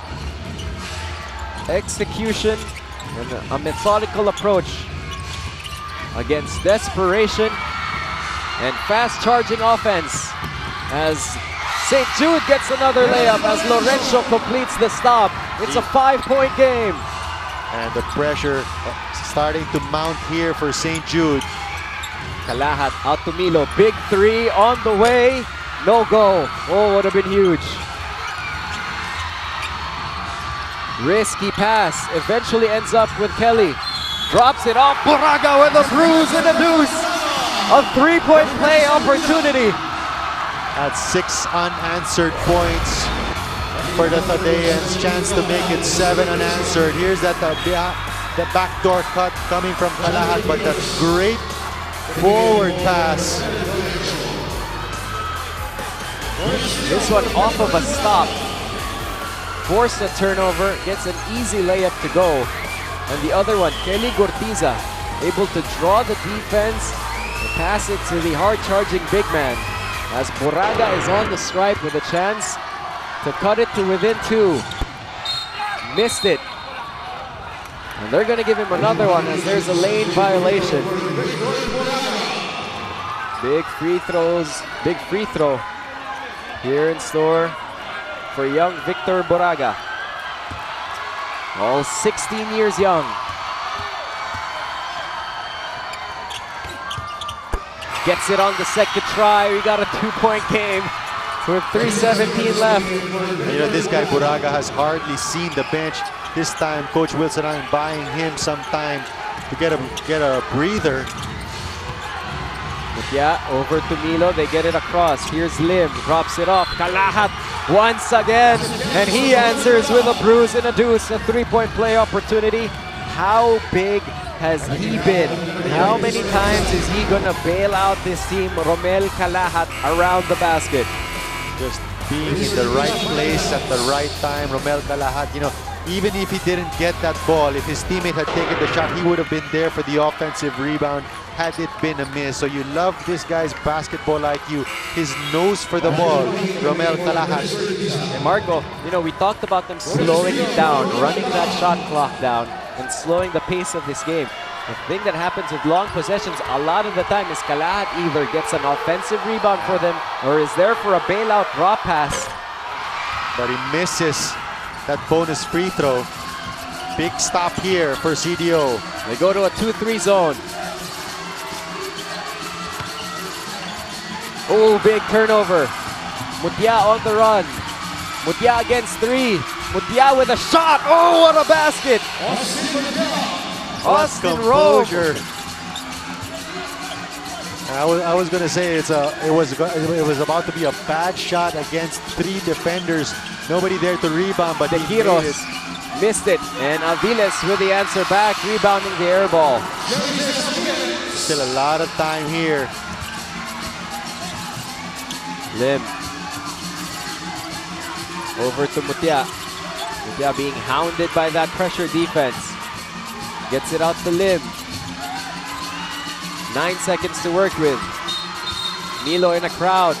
Gonna be called for an offensive foul. That's a big turnaround there. Big turnover here for CDO. Basket here makes it a 1-possession game. Here's that call once again. That called once again for that hook. Yung hawi. Oh, the referees have been consistent with it. 4-point advantage. St. Jude trying to go inside the final 120 of the ball game. De Quiros swings it. Big three on the way, won't go. Ringless, but not the good kind, as Bedolido brings it across for the Jaguars. Three-point shot hasn't been there all game long for St. Jude. And now, we go to Kalahat once again. Kalahat will miss. Aviles with the rebound. Here comes De Quiros. De Quiros stripped up. De Quiros regains control. 15-footer. Big shot. Big shot for De Quiros. Second leading scorer now with 12 points for St. Jude. Here's Rome. Blocked by Aviles, but there's a foul. Marco, I want to go back to that shot by John Ray De Quiros. He got tripped up. He dribbled this ball with his face, literally. There it is. Picked it up. He didn't mean to do that. It looks impressive and it's hard to do and probably impossible to replicate. Talk about getting low to the floor. But the composure to steady himself, square his feet, square his shoulders for the jumper. Here's some big free throws now for Mutya. And Austin, how many times has he gone in and out on free throws? It's not that he's missing them badly. Niluluwa lang talaga. Right now he's 3 out of 7 from the stripe. Second one up and through for Rome. De Quiros gets it across easy. De Quiros pa rin. De Quiros with the drop pass. Buraga underneath. And De Quiros, credit half that basket to De Quiros. Penetrating the heart of the defense. Kalahat, one-handed pass. Rome with a window of daylight. And he will get that one to go. What a soft touch there from Mutya. Here's De Quiros once again getting to the paint. This time he'll get fouled. And I don't know what happened to John Ray De Quiros between the last time he was on the bench and now, but he is playing like a different young man in this one. But Austin Rome Mutya has played like this since the opening tip. Now the leading scorer for CDO. Here's that penetration from De Quiros. Gets the first to drop, gets them to within 2 again. We are under a minute to go in the national championship game.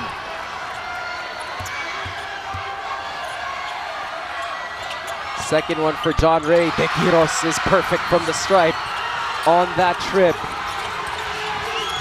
Big possession. Over to Rome. Back to Lim. They get it across. Bedolido, that pass a little too high. Cavite with a chance to take the lead with 50.1 left. And you know, Nico, Kalahat was wide open at the top of the key for that press break. We'll take a break and come back with this exciting finish. Don't go anywhere.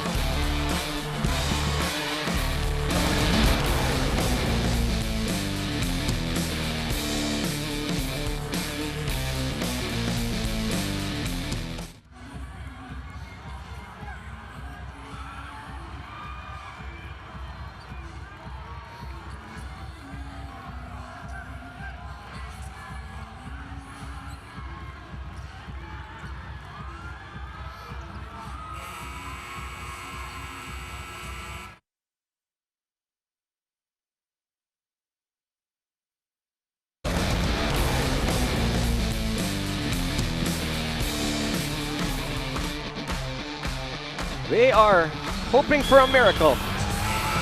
And you know, Nico, you talked about how Cavite lost the first quarter and the third quarter, won the second quarter. Right now, they're winning the fourth quarter, outscoring CDO 26-19. What a time for them to make the run. They've cut that lead that stood as big as 11 down to just 1 point.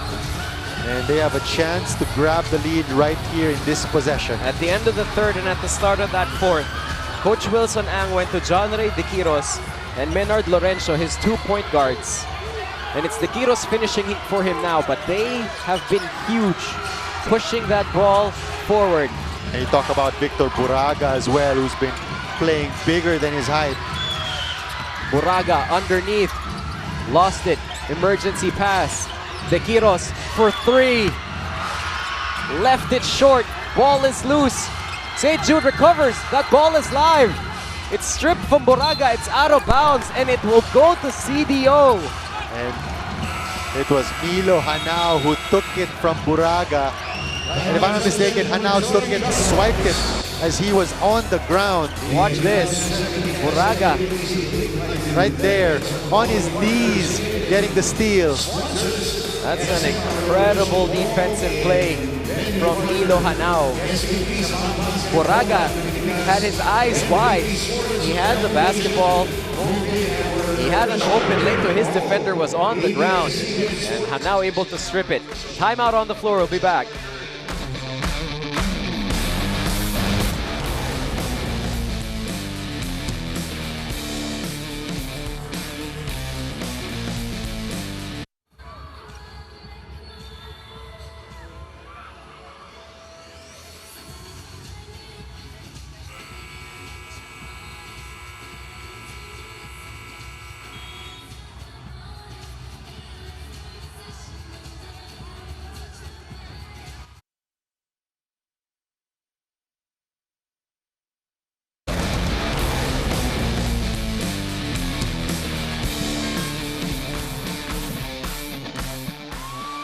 They need to stop talking about St. Jude College Cavite.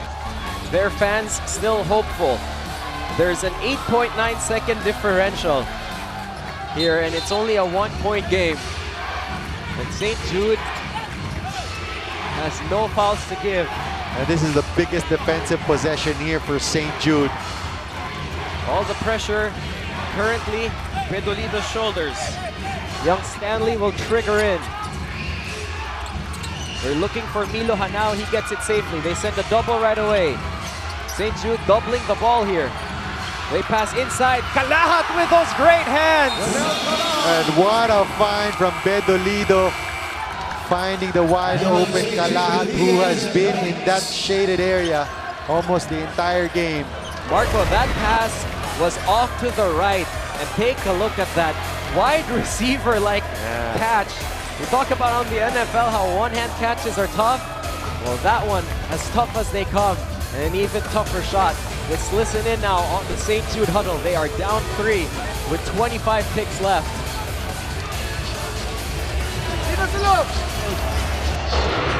Buraga! Buraga! Ano to? Halita, pre! Ano, coach?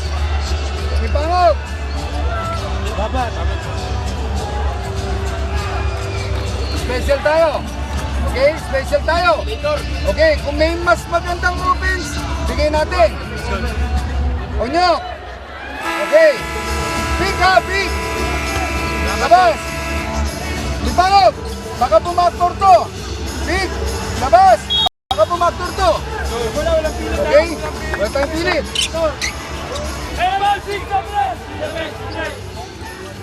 25.2. Marco, do you need a 3 here if you're St. Jude? 25.2, both teams in the penalty. You do not have to force the 3 right away, especially since you're a pressing team. Just get the quick 2. Still with a lot of time, you can force the steal or try to go for the foul later on. Paul Limpangog taking some time here with the inbound. Too much time. That's a 5-second violation. And Milo Hanao was all over the inbounder. But even with that turnover, still not over here. If you're St. Jude, you just have to keep that pressure up. Try to hope for a steal and then easy 2 points on your end. CDO can smell it. Need to get the inbound. Oh, that's a soft pass. Oh, Kalahat able to receive, and there's the 5th and final foul. That's a Judy foul there on the part of Lampangog. Oh, what a turn of events there for Cavite. Talked about if they wanted a 3 or a 2, did not get a shot up. Called for that 5-second violation. Big free throws here. First one up, first one back rim. Window still open. If you're St. Jude, assuming he misses, have to push the ball up the floor, get that layup on your end, and then set your press up. Remains a 1-possession game. Both free throws missed. Oh, that's a big foul. That's going to send the Kiros to the stripe. So that stops the clock, gives him 2 free throws. And it's just a 1-point game if he makes both.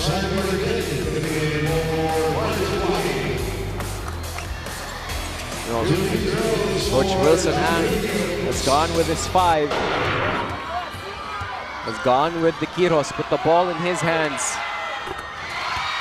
He's hit 2 big free throws earlier. Gets another one there. Gets them to within 2. So assuming he makes this, they're gonna have to set up their press. Expect a timeout here from Assumption. No They don't timeout. call one. They want to get into Hanau right away. Kalahat has it.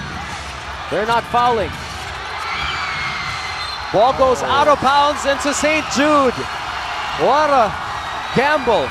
And that's the reason why you don't need to go for a quick 3, because your press has been reliable. That time forcing another turnover. So chance to win with 9 seconds left. They rolled the dice and here we go. Paul inside, gotta look at it, won't go. Buraga try to handle. Shot at the rim, still nothing. The Quiros will run out of time. And the Cagayan de Oro team, Assumption Montessori Jaguars, they get away by the skin of their teeth and they escape the Mall of Asia Arena as Division II NBTC national champions. And what a finish, Nico. When they needed that stop, it was there. Good challenge inside the paint by their big man, tapping that ball, keeping it alive. And the clock just winding down. And the picture of victory on one end and young heartbreak on another. We take a look at John Pauling Limpangog. He had a shot at it. Offensive rebound. It stayed with St. Jude. Buraga had a shot at it. It wound up with the Quiros as the time expired. As you take a look at that final play, Gabat had a shot at it as well.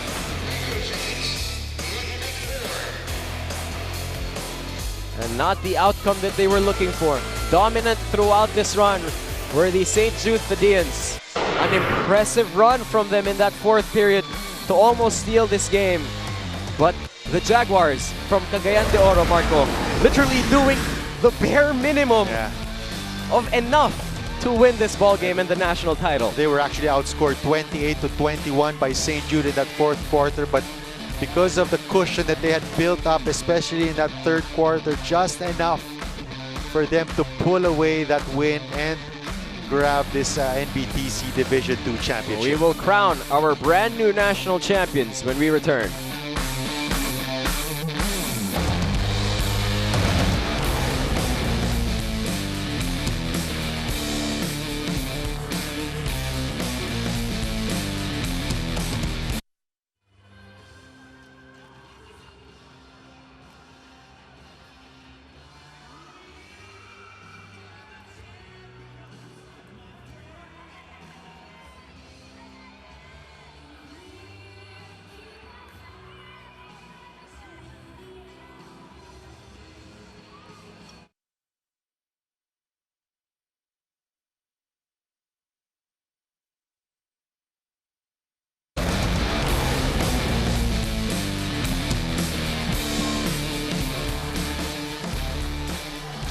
(72-71) is the final as Assumption Montessori School from Cagayan de Oro are moments away from being crowned the brand new Division II national champions of the NBTC.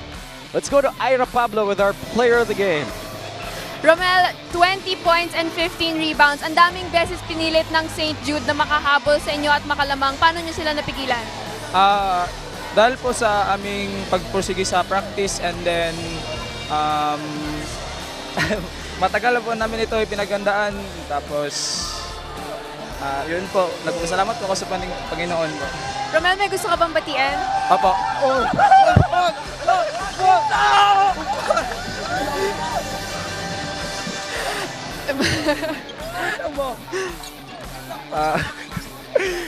Mga gusto mong batiin? Binabati ko nga pala yung pamilya ko sa CDO, Mapa, and yung kapatid ko. Hello, champion kami. Congratulations ulit. Balik sa inyo, Nico and Marco. Thank you very much, Ira with Romel. And you know that is sheer raw excitement and happiness from a team from the province, from CDO in particular, winning here in the big stage, no less than the Mall of Asia Arena, in front of this crowd, in front of national television. And you have to give it to CDO. You also have to tip your hat off to St. Jude. Made a gallant stand, played well all throughout the tournament. This was their only loss, and it was at the hands of a deserving champion in CDO. And that's pure, unadulterated joy right there, Marco. And we talked about how big of a moment this could be. You come from Cagayan de Oro, and now you are national champions and you conquer the country. Let's officially crown them and turn it over to our Coliseum Barker. Welcome to the awarding ceremony of the Division 2 of the 2017 SM NBTC League. We'll award first the Medical 5 from the De La Salle Lipa, Rafael Jose Di Mayuga.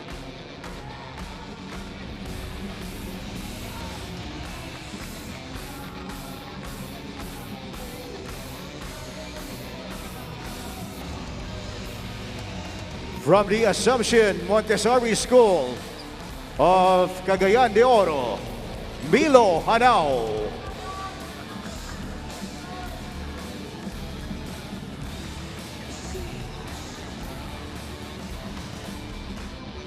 From the Ateneo de Davao, Kalen Axel Doromal.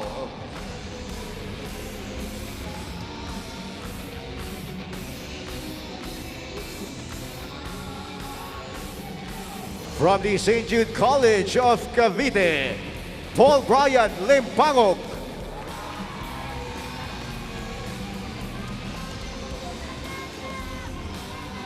And completing our medical 5 also from the St. Jude College of Cavite, Chris Kelly Gortiza.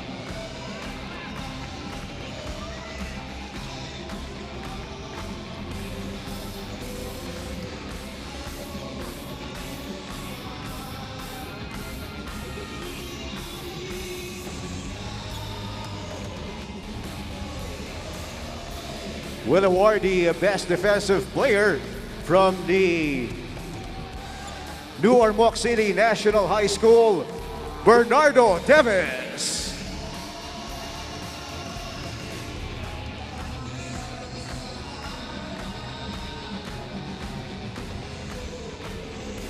For our Division 2 League Most Outstanding Player from the Assumption Montessori School of Cagayan de Oro, Milo Hanao.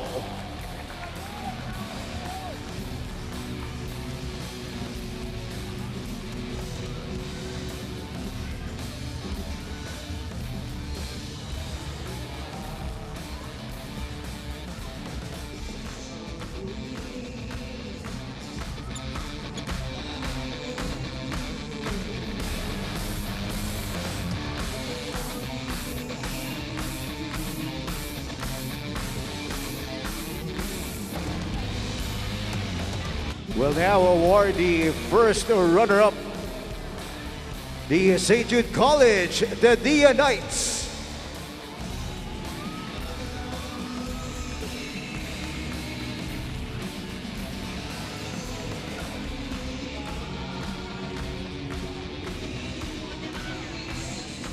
At center court, please, our runner-up in the Division 2. The St. Jude College of Cavite, the Dia Knights.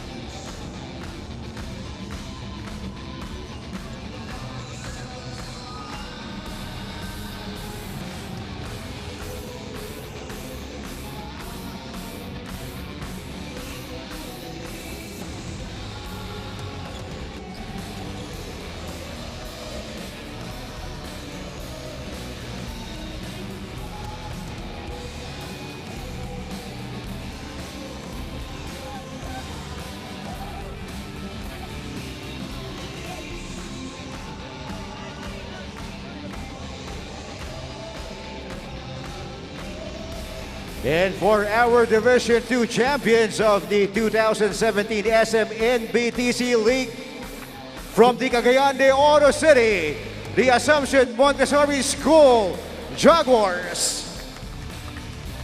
At center court, please, number 4, Christian Hosain. Number 5, Mark Lim. Number 6, Lawrence Palabrica. Number 7, John Lloyd Pagara. Number 8, Jeremiah Garcia. Number 9, Kenji Abad. Number 10, Bern Vilmar.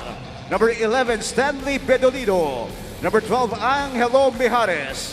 Number 13, Arnold Lagpas. Number 14, Kent Helogo. Number 15, Austin Mutia. Number 16, Romel Calahan. Number 17, Milo Hanao. And number 18, Herlan Guevara. Their coaches, James Clifford Racines and Jericho Agustin Racines.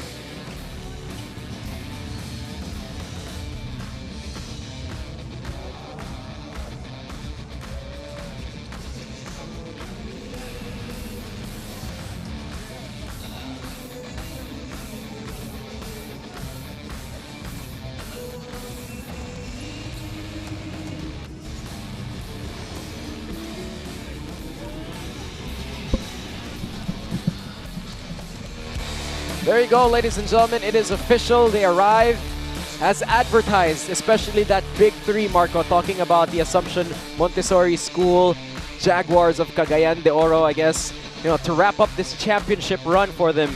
They had a short rotation, relied heavily on 3 guys, and those 3 guys, man, did they deliver. Yep, they delivered really well for Coach Racines.